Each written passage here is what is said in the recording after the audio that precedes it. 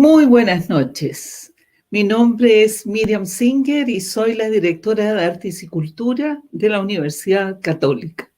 Como siempre, desde que iniciamos este programa, queremos expresar nuestra alegría por encontrarnos los miércoles antes de la cena y acompañarles junto a los más destacados artistas académicos chilenos de 8 universidades chilenas este año. Y también, como es nuestra costumbre, saludamos muy sentidamente a las personas que perdieron seres queridos por el COVID-19 y también a las personas que aún están por recuperarse totalmente. Aprovechamos de enviar un muy especial saludo a los héroes y heroínas del personal médico que ha atendido esta pandemia. Y un aviso a quienes han sido recientemente dados de alta de una hospitalización. Nuestro programa Respira, Sana y Canta de la Dirección de Artes y Cultura está disponible para ayudarles a recuperar su bienestar respiratorio. Anote, por favor, la dirección del sitio y compártanlo con las personas que estuvieron enfermas por el COVID. Y bien, vamos ahora a un momento especialmente importante para mí. Artifica tu casa con las universidades chilenas. Tiene hoy una sorpresa que me honra profundamente. El año 1982 me recibí de arquitecto en la Universidad de Chile. No mucho tiempo después empecé a escuchar el nombre de un arquitecto que estaba transformando el concepto de arquitectura en el sur de Chile. Unos 8 años después, tuve la oportunidad de viajar al sur con mi familia. Quería conocer los bosques de araucarias y la obra de ese arquitecto, que para entonces era prácticamente un héroe nacional. Estoy feliz que en este momento tengo la posibilidad de encontrarme con él en este programa frente a ustedes, nuestro querido público. Hablo del gran arquitecto, Premio Nacional de Arquitectura 2016 y académico de la Universidad Austral, señor Eduard Rojas. Eduard Rojas es arquitecto de la Universidad de Chile, sede Valparaíso. En 1977 se instaló a vivir en Chiloé y fundó el taller de arquitectura Puerta Azul. A través de esta iniciativa, él y sus socios iniciaron la defensa de los palafitos de Castro. A partir de entonces, su liderazgo ha concitado el interés de la más amplia comunidad y ha producido un impacto fundamental en la percepción de la arquitectura vernácula.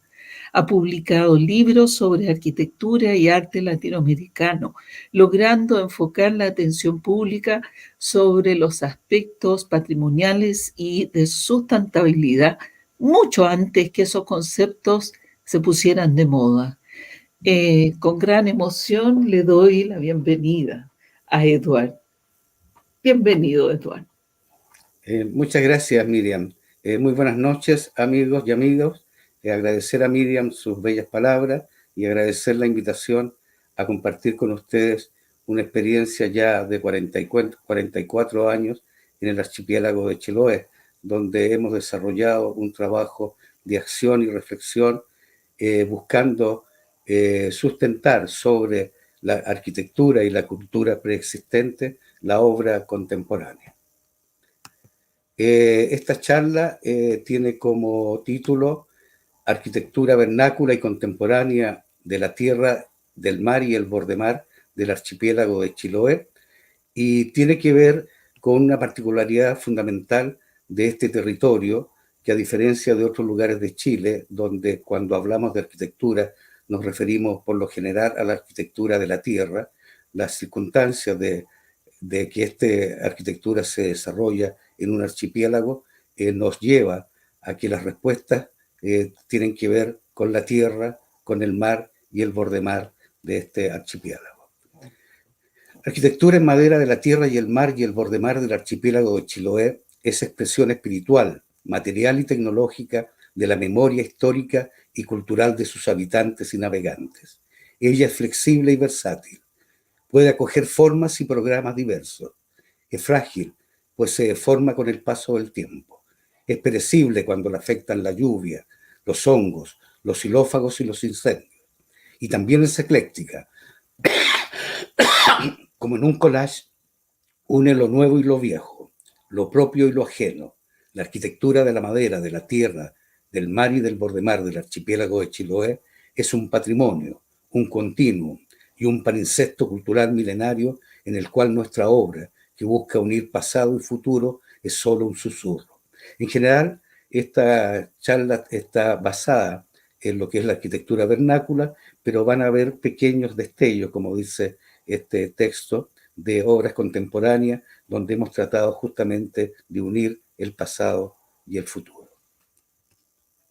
El archipiélago de Chiloé es un hábitat de tierra, mar y bordemar íntimamente ligado a la cultura y la arquitectura de la madera del lugar. Es un hábitat esculpido por las glaciaciones en el Pleistoceno tardío. Los primeros habitantes de este territorio fueron los habitantes nómades de la tierra, que habitaron principalmente Monteverde en la época del Pleistoceno tardío, habitaron en los tiempos de los mastodontes, en los tiempos del tigre americano, en los tiempos del milodón, y en ese tiempo también habitaba este territorio el pudú, que es este pequeño venado que sobrevivió a los grandes animales de este tiempo. El territorio chilote está constituido fundamentalmente, si pensamos el territorio como es Santiago, que tiene la cordillera de los Andes y la cordillera de la costa y un valle central. Aquí nos imaginamos que este valle, por las glaciaciones, el valle quedó constituido como un mar interior, donde está la cordillera de los Andes cayendo al mar y está la cordillera de la costa convertida en una isla grande que actúa como un biombo de los vientos y de las olas del Pacífico, generando este mar interior que está constituido por un ritmo que es el juego de las mareas, que 4 veces al día sube y baja la marea. Geográficamente el archipiélago de Chiloé entonces es un valle inundado, un mar interior atrapado entre dos cordilleras. Cuenta la leyenda que antiguamente los hombres vivían en el fondo del mar, al amparo del caballo culebra Kaikai Vilú. Y un día Kaikai Vilú se quedó dormida y los hombres subieron a la tierra y descubrieron la tierra y se fueron a vivir a la tierra junto con los animales y las plantas, al amparo del caballo culebra Tentén Vilú. Y un día despertó Kaikai Vilú y al ver que lo habían abandonado los hombres, los animales y las plantas, subió el nivel de las aguas para ahogar a los hombres, las plantas y los animales, y Tentén Vilú a su vez subió el nivel de la tierra y en una contienda milenaria finalmente quedó esta tierra disgregada que es el archipiélago de Chiloé, que es un hábitat, un bosque nativo, donde la selva fría con su flora y su fauna han sido históricamente el sustento de la vida y la cultura del lugar, ya que provee leña y madera y da origen al pensamiento mágico. Todo esto da origen finalmente a una cultura de la madera, que es un sincretismo arquitectónico y cultural entre el mundo indígena y el mundo español que se genera hace más de 400 años. Y podemos ver en estas imágenes cómo se puede construir un pueblo completo en madera desde la fundación hasta la cubierta, como los juguetes de los niños son hechos en madera, los instrumentos musicales y por supuesto los poderosos y milagrosos santos de madera. Y también buscar respuestas increíbles y ingeniosas a las necesidades de la vida, como toda clase de artilugios de madera, como puede ser un candado de madera, puede ser la prensa para majar la manzana, lo que puede ser el rodezno del molino de agua. Y desarrolla una arquitectura que está definida por lo que es el material, que esto es la madera, que es un material que imprime las características propias a esta arquitectura del lugar, que es efímera, que es versátil, que es leve y ecléctica. La afectan los xilófagos, la afecta el paso del tiempo, un incendio la hace desaparecer en un instante, pero es leve, se puede trasladar una casa por tierra y mar, o puede asumir esta arquitectura, el lenguaje arquitectónico de la arquitectura moderna pensada en Europa en los tiempos del Bauhaus. Estamos hablando entonces de un territorio con habitantes que desarrollan una cultura que da forma a una arquitectura vernácula de tierra-mar íntimamente ligada a la historia, la naturaleza, la cultura y los habitantes del lugar.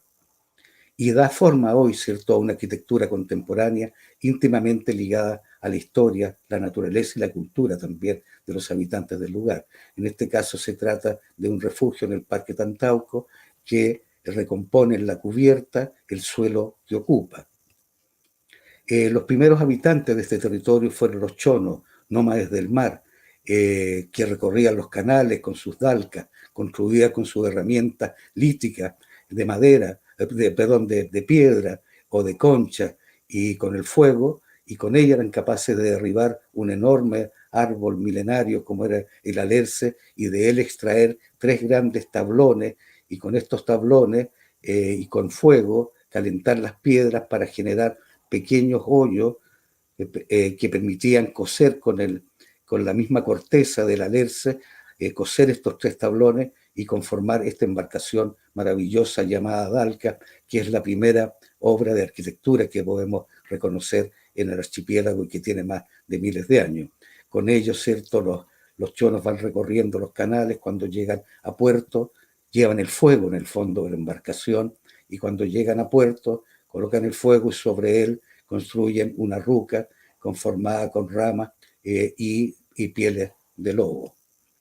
Los huilliches, hombres de la tierra y el mar, fueron también los primeros habitantes de esta tierra, que desarrollan estas rucas fogones de tronco con techos de paja, un volumen muy simple que acoge un interior calentito, el fuego, y deja fuera la lluvia y el frío.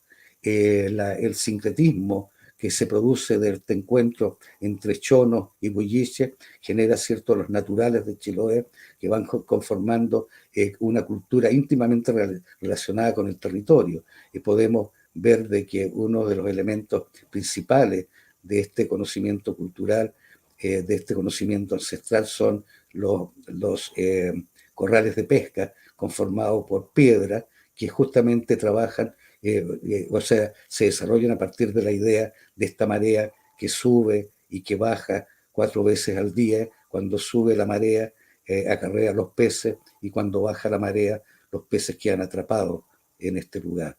Eso nos habla, ¿cierto?, de un conocimiento de este territorio que tenían los pueblos originarios. La ocupación territorial española reitera, ¿cierto?, la misma ocupación de los pueblos originarios, que son en el borde de este mar interior, y en el caso español, ¿cierto?, la tierra se reparte en base a encomienda, se constituyen las ciudades. Las ciudades no son el gran foco del desarrollo del lugar, sino más bien la vida se desarrolla en las áreas rurales, fundamentalmente porque la conexión con el mundo, ¿cierto?, con España, era cada 2, 3 años con los barcos que pasaban, y por lo tanto la vida era más bien hacia el interior. Y eso genera, ¿cierto?, esta fusión extraordinaria y este sincretismo, ¿cierto?, entre los pueblos originarios y los españoles, que constituyen los chilotes, y que va generando respuestas arquitectónicas, en el caso de la arquitectura del mar, que tiene que ver justamente con este conocimiento que se cruza entre la embarcación chona, ¿cierto?, y la construcción de las naves españolas, que dan forma finalmente a la embarcación más apropiada para un archipiélago donde existe este juego de marea que obliga a que los cascos de las embarcaciones a vela, de lanchones, chalupones y botes y goletas de 2 palos, puedan descansar cuando baja la marea. Descansan en la arena porque no tienen quilla, y cuando sube la marea pueden flotar y seguir el viaje. Una arquitectura del mar que se desarrolla en función de las diferentes necesidades de los habitantes del archipiélago. Hubo un tiempo en que los transbordadores que conectaban las islas eran de madera. También existían estas embarcaciones que eran los lanchones, que eran verdaderos buses sobre los canales. Hoy, con el desarrollo del turismo, se sigue desarrollando una nueva arquitectura ligada, ¿cierto?, a la misma tradición de los carpinteros de Rivera, pero se sigue manteniendo, ¿cierto?, este casco modelado a lo largo de la historia como una tipología de una respuesta arquitectónica adecuada y correcta y precisa para el lugar. Sin duda, ¿cierto? La Dalcachona, ya lo decía, fue tal vez la primera obra de arquitectura relevante de este territorio, y con ella se hace una cosa que es fundamental, que es la misión circular, que es el modo como se desarrolla la evangelización en Chiloé. Los misioneros jesuitas, cuando, cuando llegan a evangelizar, se dan cuenta de las dificultades que tenía evangelizar un archipiélago, y por lo tanto con los mismos pueblos originarios, ¿cierto?, los mismos nativos, los mismos naturales de Chiloé, iba recorriendo las distintas islas y armando estos centros de misión que... A ver qué pasó acá. Centros de misión, ¿cierto?, que van dando forma finalmente, van dando una respuesta también urbanística a un modo de evangelización. El cura iba en primavera recorriendo los distintos territorios, las distintas islas, llegaba a un lugar, conversaba con el lonco, que era el cacique del lugar, le hablaba de esta nueva, que era la misión católica, y a partir de ella, ¿cierto?, definía, le otorgaba a este lonco el carácter de fiscal, y por lo tanto lo investiga de un conocimiento religioso, y él podía oficiar una serie de actividades religiosas en el lugar, y eso permite que a lo largo de los años, ¿cierto?, posteriormente se construya la iglesia, se construya el embarcadero, se construya el cementerio, todo esto frente a una gran explanada donde se desarrolla la gran, ¿cómo se llama esto?, la gran procesión que se hace una vez al año, dependiendo del santo patrono del lugar, y la población dispersa, ¿cierto?, que vive dispersa, se viene a vivir en las márgenes, ¿cierto?, de esta estructura urbana única en el mundo, que es este urbanismo a ras de agua, que es hijo de la evangelización, y que va generando también este modelo arquitectónico, esta tipología extraordinaria, construida con un sistema estructural tipo Mecano, que genera una escuela de carpinteros y que permite el desarrollo, ¿cierto?, de una tipología que se va repitiendo por todo el archipiélago, ¿cierto?, a partir de estos centros de misión que se desarrollan a lo largo de los siglos, que va generando de la misma manera que este volumen muy simple, con un techo de gran pendiente, a dos aguas, ¿cierto?, elevado del suelo, montado sobre piedra, que tiene esta torre fachada y tiene en su interior una bóveda de cañón corrido, ¿cierto?, una nave, tres naves, que la principal que remata en el altar, y más la sacristía y la contrasacristía. Hay más de 152 iglesias de este tipo en Chiloé actualmente, fueron censadas hace un par de años, y 16 de ellas son de Patrimonio de la Humanidad. La más notable, sin duda, es la iglesia de Castro, que no es exactamente el mismo modelo tipológico de la 152, pero sí, cuando se construye esta iglesia, que fue diseñada por un arquitecto italiano, que diseña una iglesia neogótica para ser construida en hormigón, cuando llegan los planos, ¿cierto?, los carpinteros que tenían todo este conocimiento de construir en madera, con este sistema tipo Mecano, y con todo este conocimiento aprendido y este saber vernacular, reinterpretan los planos del Provasoli, que para esta iglesia, para ser construida en hormigón, y la hacen en madera, y eso genera esta iglesia maravillosa que tiene en su interior este espacio que no es de la arquitectura de la madera, sino que es de otra arquitectura.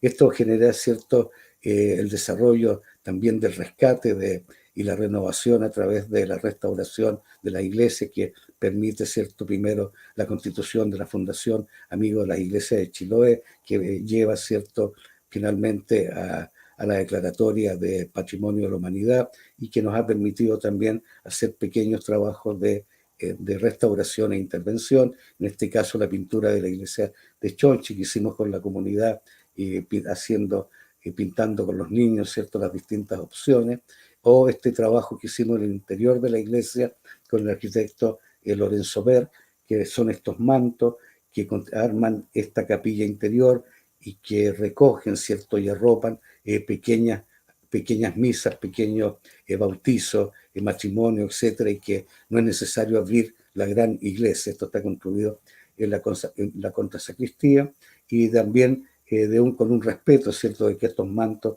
en algún minuto, si no corresponden, son perfectamente retirables.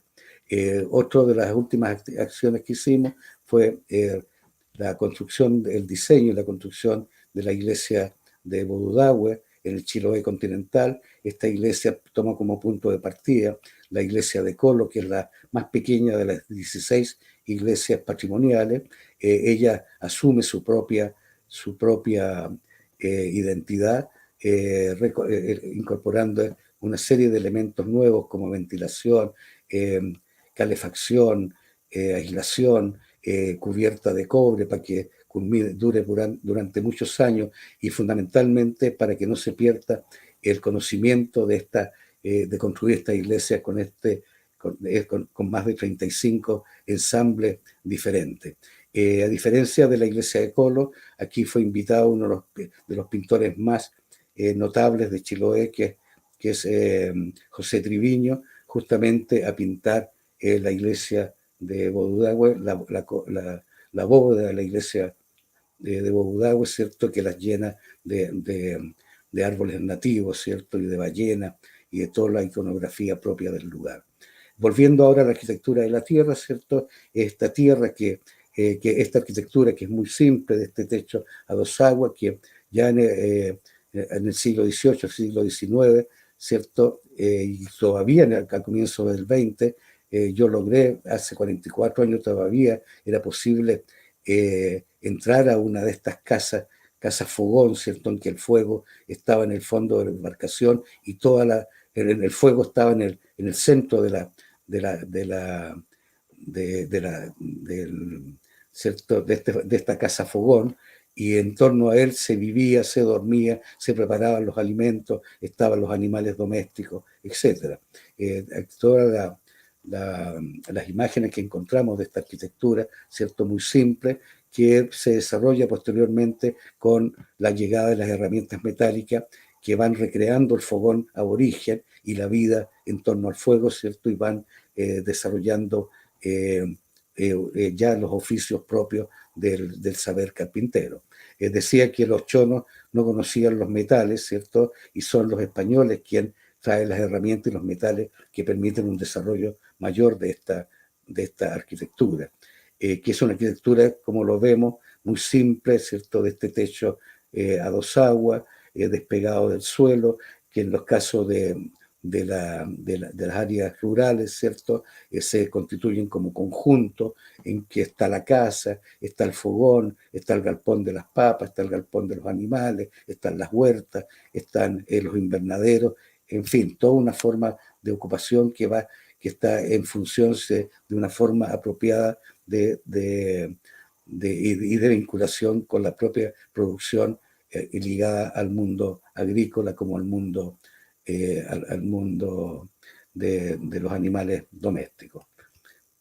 De ahí la importancia, ¿cierto?, de este volumen simple a la escala y a la tipología del lugar, que también da origen, ¿cierto?, a lo que es la vivienda propia de la arquitectura de Chiloé, que este volumen simple, en que la casa está en el primer piso y que tiene un soberano, que es un entretecho que se desarrolla, ¿cierto?, en función de las distintas necesidades de los habitantes.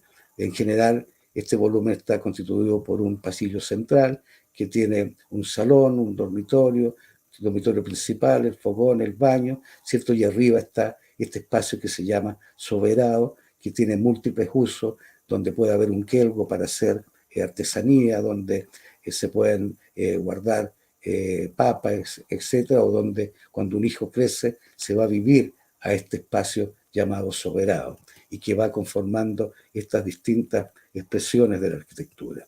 Y que lleva a que también en proyectos actuales que estamos desarrollando, como estas viviendas chilotas, que son viviendas sociales, que se van a construir con el DS49, también recojan exactamente la misma lógica de volúmenes despegados del suelo, recubiertos en tejuelas, con un gran techo que conforman este soberano, ¿cierto? También tienen una doble altura que le dan un espacio generoso a estas viviendas, que son de 54 metros, pero a los cuales se les regala, ¿cierto?, este espacio de soberano. Ellas crecen hacia el interior y se van expresando y se pueden ir manifestando de distinta manera en la medida en que van ocupando este espacio superior. Bueno, esta misma sistema, ¿cierto?, esta estrategia, ¿cierto?, de tomar el volumen principal y actualizarlo, incorporándole, ¿cierto?, dobles alturas, incorporándole ocupación ya de estos soberanos que están en la identidad propia de la arquitectura. Esto ha sido también parte de nuestro desarrollo.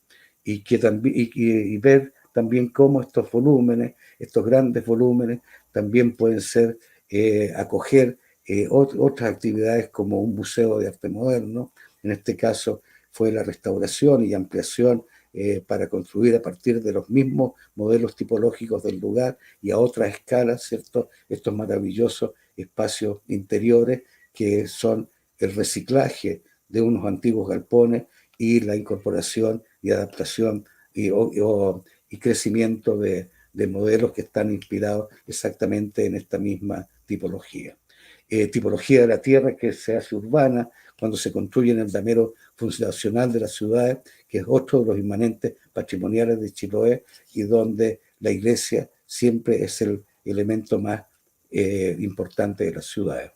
De un lugar, ¿cierto?, que tiene este borde mar, en que el mar va y viene, donde el mar se puede retirar 600, 700 metros o puede subir 5, 6, 7 metros en este juego de marea 4 veces al día, que da origen también a esta arquitectura de la tierra y el mar, que son estos palafitos, tipología que une la tierra y el mar y que es un patrimonio vivo que está en permanente cambio, en permanente transformación y que a lo largo de la historia ha ido acogiendo distintas funciones. Fueron grandes y maravillosos palafitos a fines del XIX y comienzos del XX.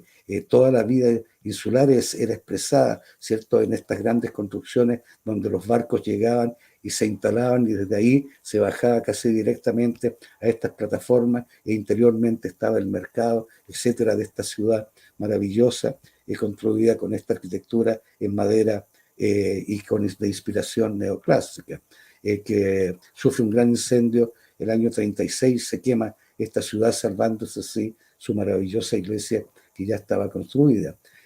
También, ¿cierto?, fueron grandes galpones para guardar papas, o fueron grandes galpones también donde se procesaba la madera, barracas, fábricas de muebles, etcétera, y también fueron de origen, y también fueron viviendas de migrantes rurales que venían a habitar a la ciudad y que ocupan, ¿cierto?, toda la primera línea de la ciudad. Y eso genera, ¿cierto?, esas migraciones generan a comienzo, en los años 70, la imagen de que estas construcciones, que eran las que habían permanecido y se había perdido, ¿cierto?, a raíz del incendio, esas enormes construcciones palafíticas, pudiesen, ¿cierto?,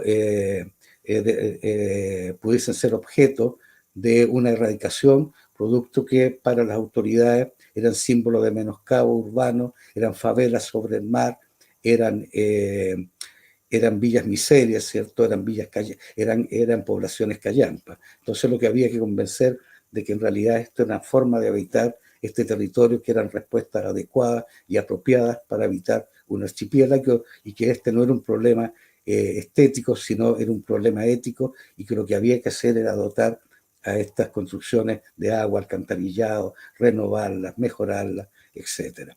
Esta arquitectura palafítica ha estado muy presente también en nuestra arquitectura.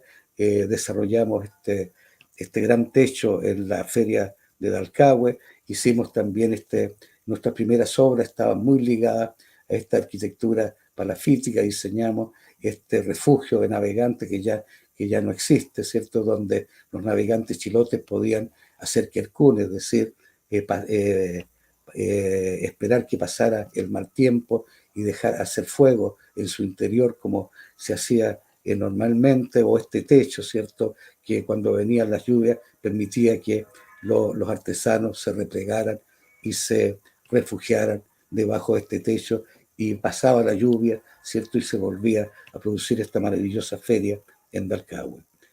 Posteriormente, bueno, este techo sufre algunas modificaciones, termina convirtiéndose en un lugar lleno de, más bien de puestos de venta de artesanía, y en la noche se cierra. Esto nos habla también de esta arquitectura, ¿cierto?, que está siempre en transformación, de este patrimonio que cambia en virtud también de las necesidades de los habitantes.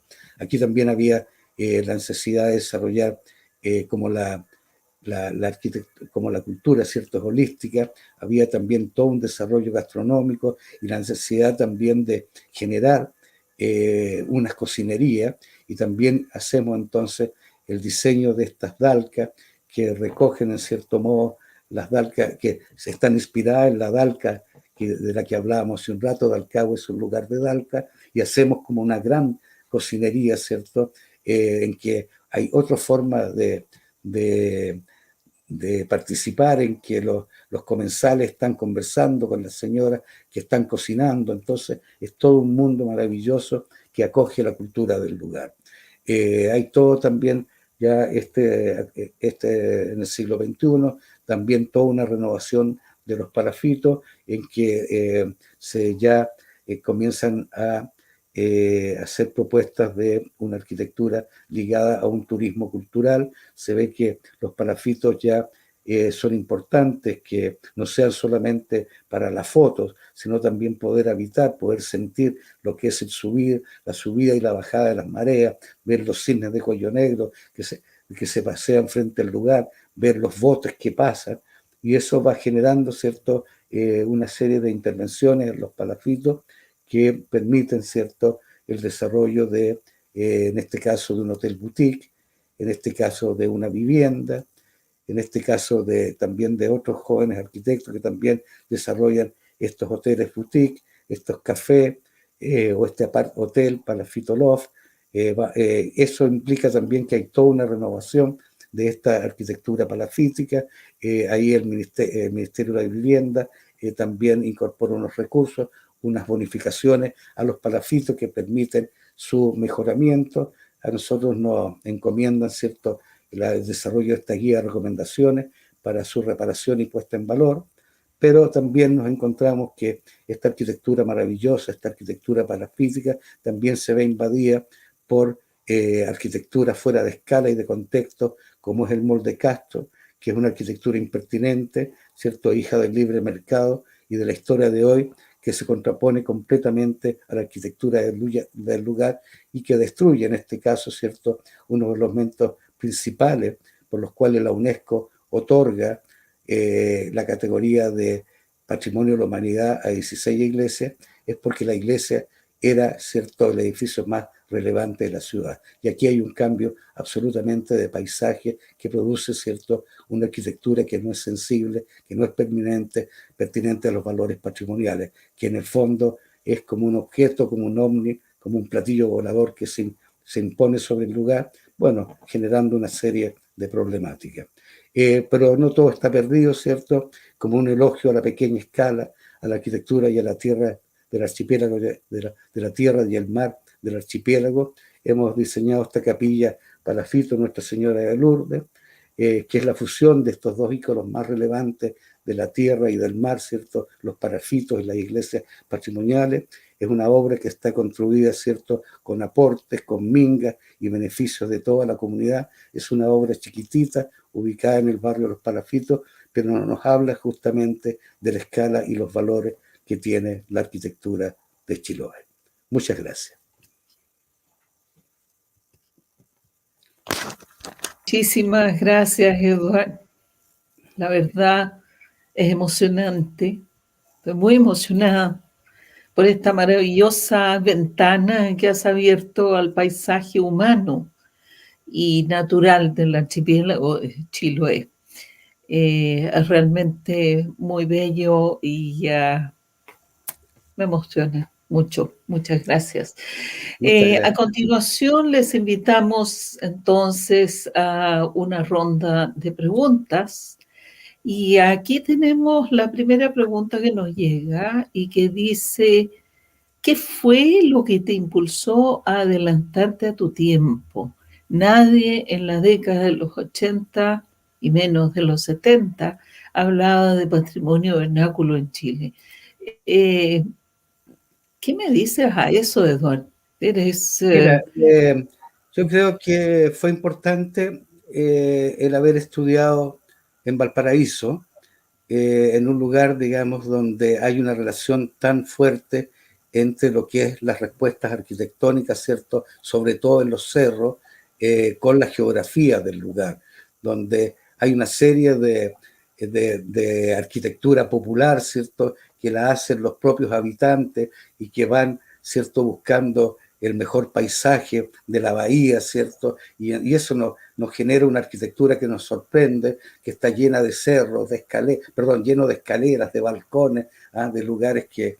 entonces, eso fue muy relevante, entender de que no solo existía, ¿cierto?, la arquitectura que podía, que podía proponer, ¿cierto?, un gran arquitecto como Le Corbusier o como Frank Lloyd Wright, ¿cierto?, los arquitectos modernos, sino que también existía una arquitectura que era propia de los distintos lugares.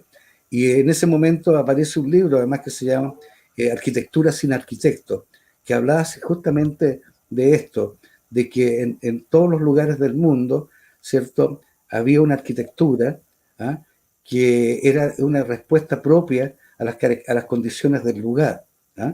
Que, por ejemplo, en el Polo Norte, los esquimales hacían una arquitectura, ¿cierto?, con hielo, y hacían una arquitectura que era extraordinaria y que además era bioclimática, que era posible pasar, ¿cierto?, el gran invierno polar bajo estas construcciones de hielo, o que los indios huros, ¿cierto?, y que después tuve oportunidad de conocerlos, eran capaces de construir en el Titicaca islas de totora, embarcaciones de totora, muebles de totora, casas de totora, y eran una respuesta cultural y propia, y era una arquitectura propia de ese lugar y única.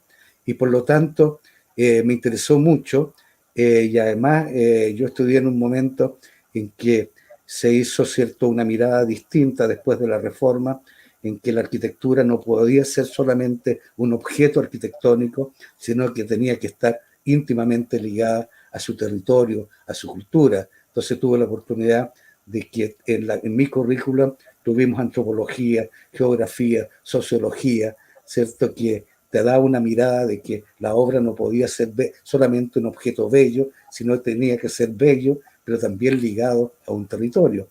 Entonces, cuando llego a Chiloé, ¿cierto?, me encontré justamente con estos dos polos increíbles.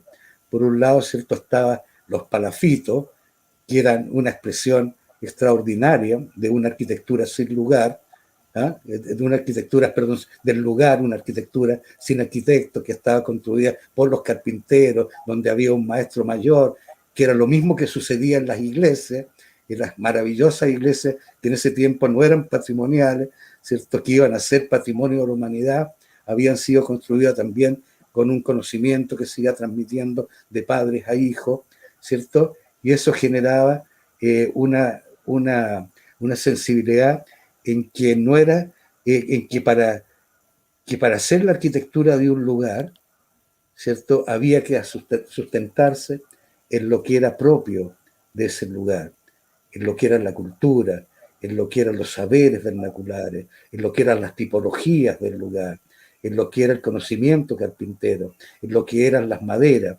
Entonces, nuestros grandes maestros vienen a ser justamente los propios carpinteros que construyen nuestras primeras obras, o que con los cuales tenemos que aprender de ellos, ¿cierto? Para poder aprender a hacer la arquitectura del lugar. Y tú señalabas de que en ese momento fundamos el taller, cuando recién llegados, ¿cierto? Y maravillados por esta arquitectura, tanto, ¿cierto?, de los palafitos como de las iglesias, que en el caso de Castro estaban los palafitos y estaba además la gran iglesia San Francisco, que es la que les mostraba, ¿cierto?, que fue una reinterpretación de una arquitectura hecha por un arquitecto, diseñada por un arquitecto, ¿cierto?, que traducida a la madera de manera extraordinaria, ¿cierto? Había ahí sustentar en ese conocimiento. Y era necesario entonces entender y comprender y estudiar cuál era justamente la cultura del lugar, cuál era la geografía de este lugar, cuál era el ritmo de Chiloé. Y ahí fundamos el taller Puerta Sur con Renato Vivaldi, ¿cierto? Que en el cual se incorporó además Gustavo Boldrini, historiador, Mauricio Marino, antropólogo, estudiantes de arquitectura que pasaban, ¿cierto?, por Chiloé y que nos iban a visitar. Ya los embarcábamos, ¿cierto?, en la pelea en la defensa de los palafitos con los habitantes de los palafitos, porque había que demostrarle a las autoridades, ¿cierto?, de que este era un bien maravilloso, único, y él podía ser sustento, ¿cierto?, de una arquitectura contemporánea. Y de hecho, esta arquitectura sin arquitecto hoy tiene arquitectura de autor, y arquitectura que ha sido reconocida, ¿cierto?, en las bienales de Venecia como una excelente, o las bienales de Santiago, Venecia, Buenos Aires, como excelente respuesta, ¿cierto?, de una arquitectura contemporánea, ¿cierto?, sensible, con la arquitectura del lugar, que dialoga con la arquitectura del lugar y que puede convivir, ¿cierto?, un café con un hospedaje del mismo habitante chilote, ¿cierto?, que ha vivido siempre ahí, y ahí se produce una sinergia que es maravillosa, sin duda. Mira, nos acaba de llegar una pregunta, dice, ¿Sí? ¿la parcelación de terrenos en el archipiélago para parcelas privadas puede ser una amenaza para la sustentabilidad y planificación urbana? Es una gran amenaza, ¿ah?, si es que no se hace de manera, una vez más, sensible, ¿cierto?, delicada, ¿ah?, y que realmente reconozca y mantenga elementos patrimoniales esenciales y fundamentales del lugar. En las parcelaciones que nosotros hemos participado, ha sido muy importante que ellas dejen, ¿cierto?, que más que parcelaciones sean un parque, ¿ah?, sean un parque, ¿cierto?, que hicimos uno en el lago Natri, que es el Parque El Mañío, que son como 80 y tantas hectáreas, de las cuales son 60 hectáreas de parque, ¿ah?, y 20 hectáreas son las que se lotean al lado del lago. Hicimos una arquitectura propia del lago, con pérgolas del lago, con pasarelas sobre el mar, sobre el lago, para que todo el mundo pueda participar, donde, si bien es cierto, los loteos pueden ser de 5.000 o 8.000 o 10.000 metros cuadrados, simplemente hay una normativa que dice que solamente pueden cerrar, qué sé yo, 800.000 metros cuadrados, y el resto se hace parque junto con todos los demás, entonces, para que los pudúes puedan seguir circulando, ¿cierto? El avifauna sigue existiendo y no haya, y se mantenga, ¿cierto?, los valores esenciales del patrimonio natural de Chiloé, que sin duda el patrimonio y el paisaje. Igual hay situaciones que no se hacen con esa sensibilidad, y también he visto casos que una vez llegó un posible cliente que me dijo: me compré un terreno de 5.000 metros, me gustaría que lo fuéramos a ver, y lo que era un bosque nativo, donde estaban destruyendo, tratando de hacer un camino, echando abajo árboles maravillosos, nos metimos por ahí y el terreno era un terreno inclinado, lleno de árboles, que era una cosa imposible, ¿cierto?, de poder intervenir en un lugar así, y que son parcelaciones que además se venden y después arréglesela como pueda con el agua, con la luz, con el camino. Entonces, sí, es un problema, justamente es un problema con respecto a lo que es la naturaleza, y evidentemente también es un problema de gentrificación, que si la gente también no tiene una sensibilidad con respecto al lugar, ¿cierto? También se puede revertir aquellas cosas que extraordinarias de un lugar como Chiloé, que ha sido siempre esa armonía que existe, ¿cierto?, entre el habitar y el territorio. Chiloé todavía una de los pocos lugares en el mundo.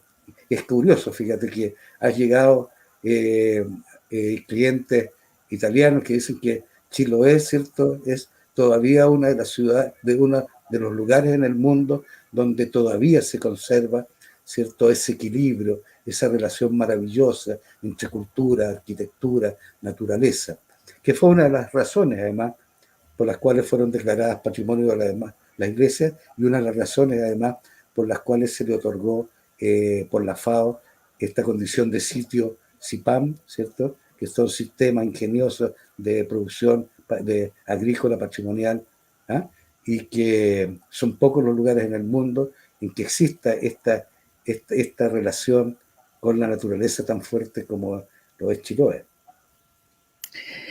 Mira, aquí hay una pregunta interesante que tiene que ver con la gentrificación que tú mencionas y dice, ¿cuáles son los posibles problemas de gentrificación que puede acarrear el título de Patrimonio de la Humanidad versus los beneficios económicos que el turismo trae al archipiélago?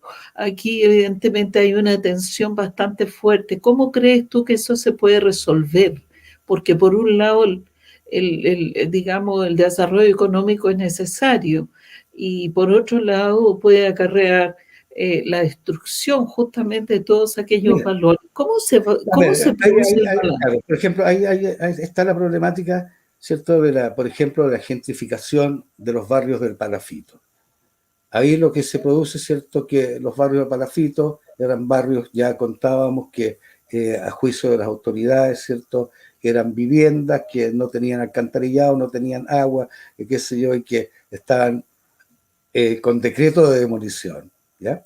Bueno, hicimos toda una serie de planes con Arquitectos Sin Fronteras de España, con la municipalidad, con la universidad, en fin, diferentes planes de recuperación, y se convirtieron entonces los palafitos, de ser, ¿cierto?, un símbolo de menoscabo urbano, se convirtieron en ícono, ¿cierto?, de la arquitectura de Chiloé.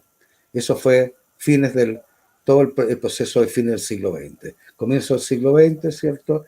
Ya conversaba de que las personas dicen, bueno, alguien dice, bueno, voy a instalar aquí un hostal, ¿ah?, y voy a abrir, ¿cierto?, la posibilidad de que los palafitos tengan un destino diferente. Hay que considerar de que los palafitos ya han sido también hoteles y han sido, a lo largo de la historia, han tenido múltiples funciones. Nuevamente, el hecho de que Chiloé sea un centro de atractivo turístico importante, ¿cierto? Hay una respuesta de personas de afuera que compran casas, ¿cierto?, y las transforman en estos pequeños hoteles boutique, galerías de arte, qué sé yo.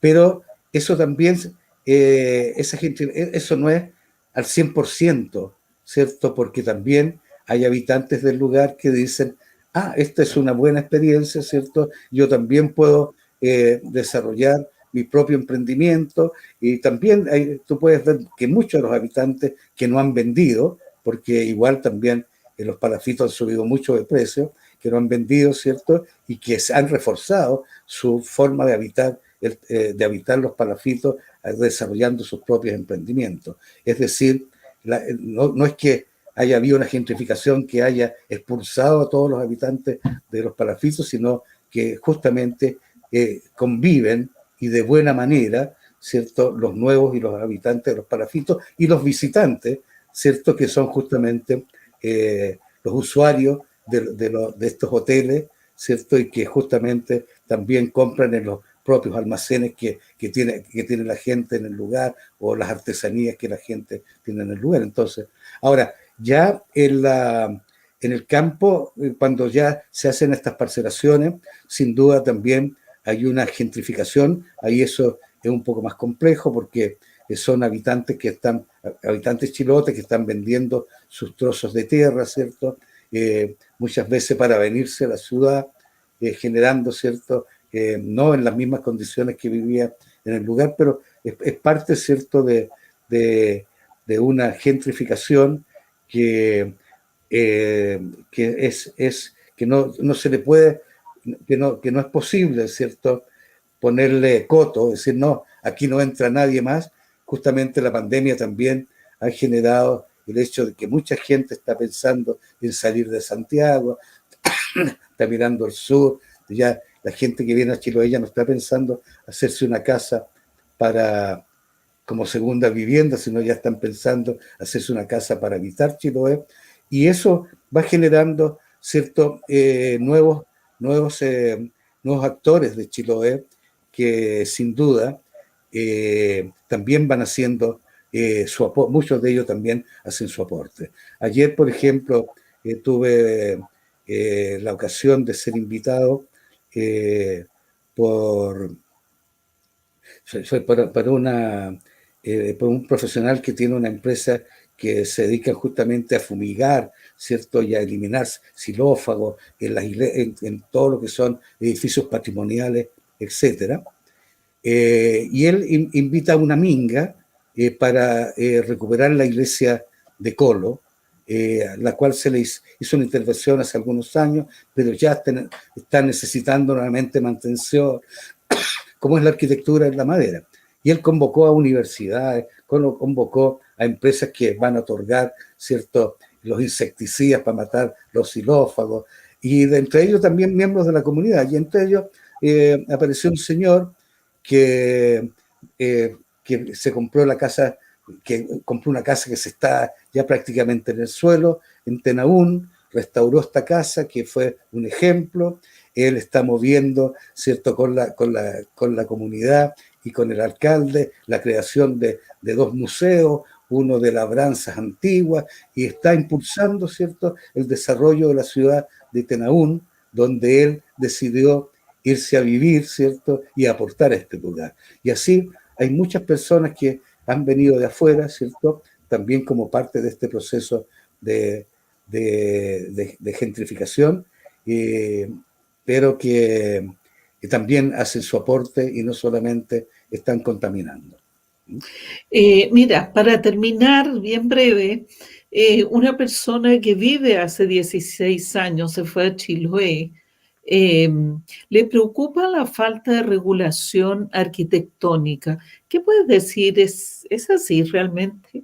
No, claro, no existe una regulación que diga, mira, hay una protección, ¿cierto?, a cierto tipo de arquitectura.